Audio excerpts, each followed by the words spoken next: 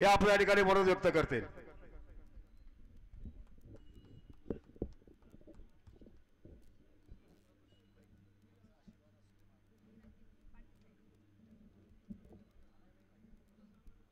छत्रपती शिवाजी महाराज की, धर्मवीर संभाजी महाराज की, पुंडलिक वरदारी विठ्ठल श्री ज्ञानदेव तुकाराम पंढरीनाथ भगवान की जय, माऊली ज्ञानेश्वर महाराज की जय, जगद्गुरु तुकाराम महाराज की जय।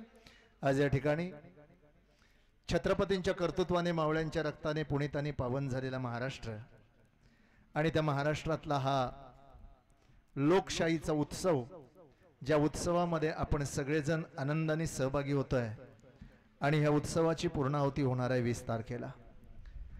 बांधवांनो, मी आज एकच गोष्ट सांगण्याकरता या ठिकाणी आलोय की संपूर्ण महाराष्ट्रभरामध्ये न संपूर्ण हिंदुस्थान भरामध्ये आज जी परिस्थिती आहे, एकंदरीत 700 वर्ष चाललेला सुलतानीचा नंगानाच नष्ट करणाऱ्या राष्ट्रमाता जिजाऊ या भूमीत जन्माला आल्या आणि आपल्या पोटच्या पुत्राला 32 मन सुवर्ण सिंहासनावर आरूढ करून जगातला पहिला छत्रपती बनवला। त्या माता या भूमीत जन्माला आल्या, ज्याचं नाव महाराष्ट्र आहे, त्याची महानता टिकवण्याकरताची ही निवडणूक आहे। तुम्हाला काय कळलं की नाही? काल इतिहास सांगणारे माझे परम मित्र आदरणीय नितीनजी बानगुडे पाटील या ठिकाणी आले होते। बानगुडे पाटील हा माणूस खूप चांगला आहे, ते माझे मित्र आहेत, परंतु कर्ण खूप चांगला माणूस होता, पण दुर्योधनाबरोबर उभा होता म्हणून कर्णाला मारावं लागलं। मी बानगुडे साहेबांना विनंती करेन, तुमच्या वाणीचा, तुमच्या इतिहासाचा उपयोग जर तुम्ही देव देश धर्मासाठी केला तर या महाराष्ट्राच्या इतिहासात तुमचं नाव राहील, आणि म्हणून जर कोणी क्लिप करून त्यांना पाठवली तर खूप बरं होईल। माणूस किती मोठा आहे याच्यापेक्षा तो कोणा बरोबर उभा आहे हे जास्त महत्त्वाचं असतं। तुम्ही किती वर्ष जगलात याच्यापेक्षा कसं जगलात हे जास्त महत्त्वाचं असतं। तुम्हाला एक गोष्ट सांगतो, कौरवांबरोबर उभा राहणारा, शकुनी मामाच्या सल्ल्याने चालणारा एकही कौरव जगला नाही, शकुनी मामाच्या सल्ल्याने चालणारा एकही कौरव जगला नाही, आणि कृष्णाच्या सल्ल्याने चालणारा एकही पांडव मेला नाही। म्हणून आपल्या पाठीकडे कृष्णाची नीती आहे, आणि त्या कृष्ण नीती अवलंबण्यासाठी जेव्हा जेव्हा लोप पावते संस्कृती सारी, जेव्हा जेव्हा लोप पावते संस्कृती सारी, तेव्हा जागृत होतात महाराष्ट्रातले वारकरी, तेव्हा जागृत होतात महाराष्ट्रातले वारकरी। आणि ते आज माझ्या वारकरी संप्रदायातली सगळी मंडळी लोक म्हणतील, महाराज तुम्ही कीर्तन प्रवचन करा, तुमचं इकडं काय, जर मी इकडं आलो नाही तर कीर्तन प्रवचनच होणार नाही। लोकांना वाटेल माझं मठ मंदिर संस्था या ठिकाणी मी बसून माझा परमार्थ करेल, पण ती मठ मंदिर संस्था जर जागेवर राहिल्या नाही तर तुम्ही परमार्थ करणार कुठे?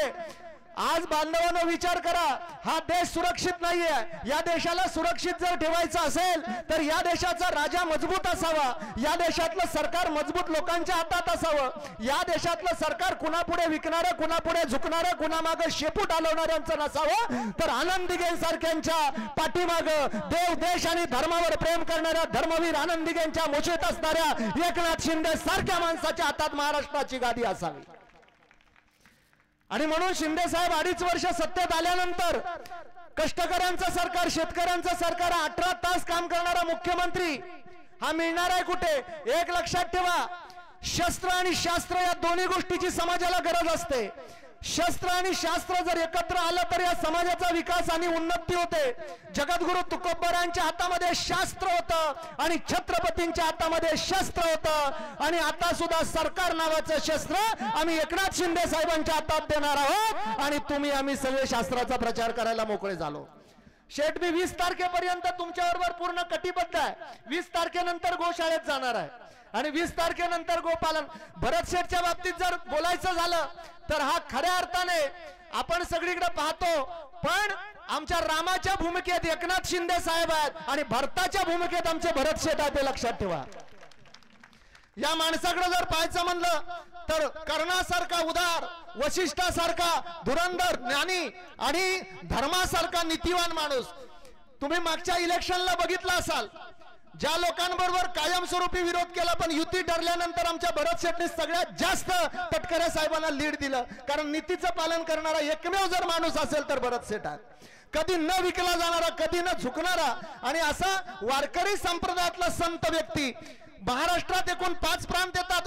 वारकरी बांधवांना मी सांगतो, मराठवाडा, विदर्भ, खानदेश, पश्चिम महाराष्ट्र आणि कोकण या 5 प्रांतांची खासियत वेगळी आहे. मराठवाड्यात शिलवान कन्या जन्माला येतात, जिथं रुक्मिणी जन्मल्या, राष्ट्रमाता जिजाऊ जन्मल्या.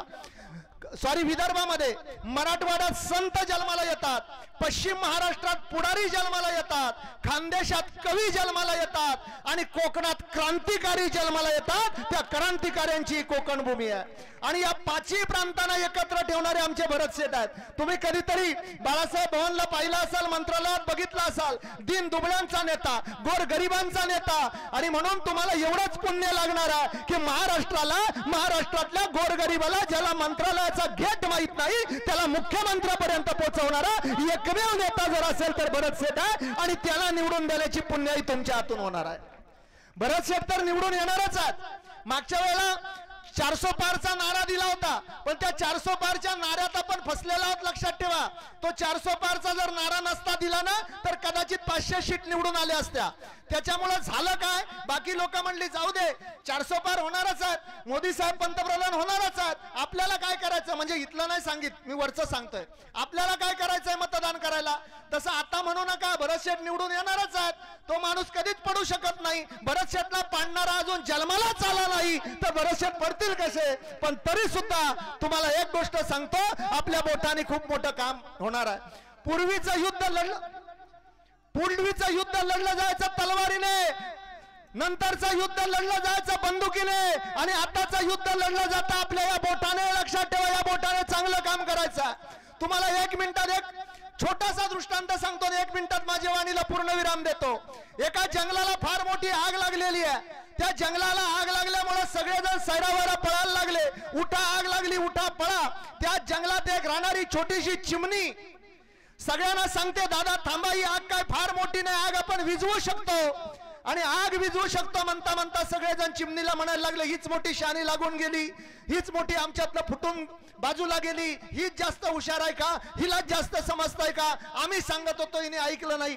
चिमणीचं कुणी ऐकलं नाही. ती बिचारी एकटी जायची, पाण्यात एक थेंब त्या नदीत आपल्या चोचीत आणि पंखात यायचा तेवढा घ्यायची, आगीवर टाकायची. संध्याकाळी आग विझली, सगळेजण पलीकडे डोंगरावर जाऊन उभे राहिले, चिमणीची मजा बघत होते. पंख वरपडली होती, अंग भाजलं होतं. आणि मग सगळ्यांनी विचारलं, का ग चिवताई, आग तू विझवलीस का. चिमणी म्हणाली, दादा आग मी विझवली नाही, पण उद्या जेव्हा त्या भगवंताच्या दरबारात जाऊन उभी राहील ना, तेव्हा माझं नाव आग पेटवणाऱ्यांच्या यादीत नसेल, आग विझवणाऱ्यांच्या यादीत असेल. म्हणून मी माझा प्रयत्न केला. तसं उद्या भरतशेठ निवडून तर येणारच आहे, त्याच्यात शंका अजिबात नाही. पण प्रत्येकाने आपल्या बोटाने जर चांगलं काम केलं ना, तर रात्री झोपताना तुम्हाला एक चांगल्या तऱ्हेने झोप लागेल. का तर मी माझं मत या राष्ट्राच्या स्वाभिमानाला दिलेलं आहे, मी माझं मत या भगव्याच्या रक्षणासाठी दिलेलं आहे, मी माझं मत या गड किल्ल्यांच्या रक्षणासाठी दिलेलं आहे, मी माझं मत ज्या मावळ्याने आमच्या रक्त सांडलं. काल बानगुडे पाटलांनी इतिहास या ठिकाणी सांगणार, ते इतिहासकार आहेत. पण बानगुडे पाटलांना सांगतो, साहेब तुम्ही इतिहास लिहिलेला वाचणारे आहात, पण या मातीतली माणसं इतिहास घडवणारी आहेत, हे लक्षात ठेवा. आणि ह्या घडवणाऱ्यांची भूमी आहे. आणि म्हणून या व्यासपीठावर असणाऱ्या लोकांचं वर्णन करावं तेवढं थोडं आहे, कारण एकाचं वर्णन केल्याच्या नंतर बाकीचे जण सगळे, मी मगाशी कळंबे साहेबांजवळ बोलत होतो, साहेब म्हणले याचे सेनापती, म्हणले याचे सेनापती हे सगळे या ठिकाणी समोर बसलेले आहेत. आणि ज्या माणसाच्या पाठीमागे एवढा मोठा मावळ्यांचा ताफा आहे, एवढे युवक पाठीशी आहे, एवढ्या वृद्धांचा आशीर्वाद आहे, आणि एवढ्या माता भगिनीने कंबर कसून जर तुम्ही कामाला लागला असाल, तर जगात कुणाची माय व्हायली नाही सेटला पराभूत करण्याची. सकाळी महाडमध्ये घोषणा दिल्या जात होत्या, पोलादपूरमध्ये कोण म्हणतो येणार नाही, आल्याशिवाय राहणार नाही. अरे एक सुद्धा माणूस येणार नाही असं म्हणतच नाही. आणि जर कोण म्हणत असेल येणार आहे, तर त्याची रात्रीची उतरली नसेल म्हणून तो बोलतो येणार नाही म्हणून. कारण अशा माणसाला त्यांना जरा शांत करा हो.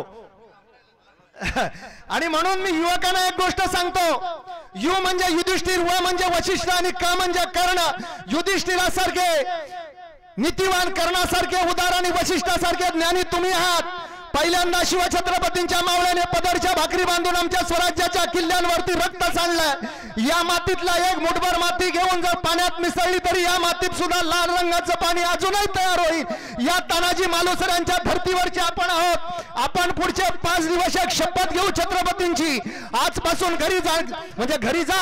आजपासून माझ्या घरचं कुठलंही काम करणार नाही, घराघरात जाईन, दारादारात जाईन, माझ्या माय माऊलीला जागवेन, माझ्या माऊलीला मतदान केंद्रापर्यंत पोहोचवेन आणि प्रत्येकाला माझ्या देशाचं महत्व सांगेल। त्याच्यात एखादी माय माऊली सांगेल का तुम्ही मत मागायला आलात, डाळीच्या किमती किती आहेत, तेलाच्या किमती किती आहेत, तिला सांगा ताई तेलाच्या किमतीपेक्षा देश महत्वाचा आहे, डाळीच्या किमतीपेक्षा देश महत्वाचा आहे, लक्षात ठेवा। आणि जर देश ते तुम्ही सांगा। आणि म्हणून तुमचा पहिला पगार किती होता, आता किती आहे, पूर्वी 4 व्हीलर किती होते, आता किती आहेत, पूर्वीचे रस्ते कसे होते, आता कसे आहेत, या सगळ्या गोष्टींचा विचार करणं गरजेचं आहे। विशेषतः मगाशी माझे आरपीआयचे दादा या ठिकाणी आहेत, माझे बौद्ध बांधव मगाशी एकाने भाषण केलं, मला या व्यासपीठावर बोलायला दिलं, बौद्ध समाजाचा माणूस। दादा आम्ही छत्रपतींचे वारसदार आहोत, आम्ही तुकोबारांचे वारकरी आहोत। आमच्याकडे कधी जात पंथ भेद मानला जात नाही, आमच्याकडे संप्रदाय भेद मानला जात नाही। जो या मातीशी मानी करतो, जो या भगव्याला नमन करतो, माझ्या छत्रपतीने कुणाचा अवमान केला नाही, आम्ही सुद्धा कधीच कुणाचा अवमान करणार नाहीये, लक्षात ठेवा।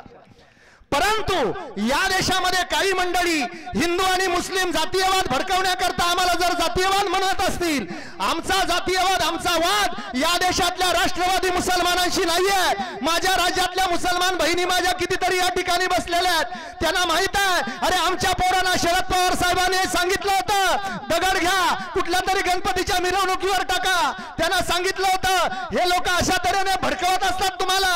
आता तुमच्या पोरांच्या हातात कॉम्प्युटर येतो, आता तुमच्या पोरांच्या हातात स्मार्टफोन येतोय, हे नरेंद्र मोदींची कृपा आहे। म्हणून या ठिकाणी राहिलात, या राष्ट्रात तुमचा छत्रपतींपासून आजपर्यंत सन्मानच होत आलाय आणि पुढेही सन्मान होणार आहे।